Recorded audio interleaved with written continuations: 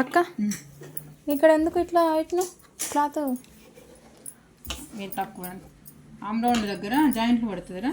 ఎందుకంటే ఇక్కడ నెక్ దగ్గర మనకు ఆమ్ రౌండ్ 8.5 వచ్చింది. 4 ఫోల్డింగ్ చేస్తే 4 పడదాం, 4 ముక్కలు జాయింట్ వేయాల్సి వస్తుంది. ఇట్లా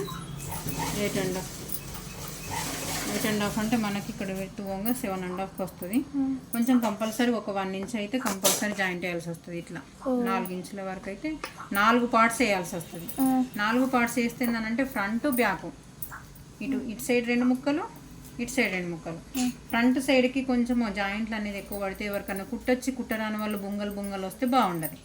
అందు గురించి అని చెప్పేసి బ్యాక్ వచ్చేటట్టు చూసుకోవాలి. బ్యాక్ 2 పీసులే జాయింట్ వచ్చేటట్టు చూసుకోవాలంటే ఈ ఫోల్డింగ్ అనేది ఇలా మనం క్లాత్ అనేది కొంచెం అడ్జస్ట్మెంట్ చేసుకున్నాం అనుకో 2 ముక్కలతో మనకు పని తొందరగా అవుతుంది, చూడడానికి నీట్గా ఉంటుంది.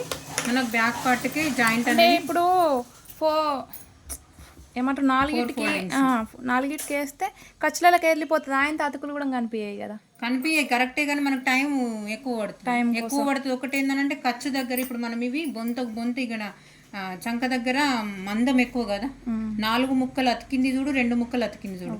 ఇప్పుడు ఈ కుట్లలో పోతుంది నిజమే. ఇప్పుడు మనం లోపలేసిన కుట్టు 2 ఒక దగ్గరికి వస్తాయి, 2 ఒక దగ్గరికి వచ్చి మళ్ళీ దాని మీద ఇంకో కుట్టు వస్తుంది. ఒకటే కుట్టు వచ్చింది అనుకో కొంచెం ఇబ్బంది తక్కువ ఉంటుంది కానీ మందం అనేది తక్కువ అవుతుంది. టైం సేఫ్, చూడ్డానికి నీట్గా ఉంటుంది. దేనికైనా మంచిగా ఇట్లా 2 పీసెస్ వేస్తే మనకు టైం తక్కువ, మళ్ళీ క్లాత్ కూడా తక్కువ ఉన్నప్పుడు ఇంకేదన్నా ఇందులోనే ఏదన్నా నెక్ పీసు అదో ఇదో వేసి అడ్జస్ట్ చేయొచ్చు. 4 పీసులు అంటే మళ్ళీ కొంచెం వెతకాల్సి ఉంటుంది. దేనికైనా ఇది అడ్జస్ట్మెంట్ మంచిగా ఉంటుంది. ఇట్లా వేసుకుంటే బెటర్. అంటే ఆమ్ రౌండ్ ఎక్కువ ఉన్నప్పుడు, క్లాత్ తక్కువ ఉన్నప్పుడు. అర్థమైనా?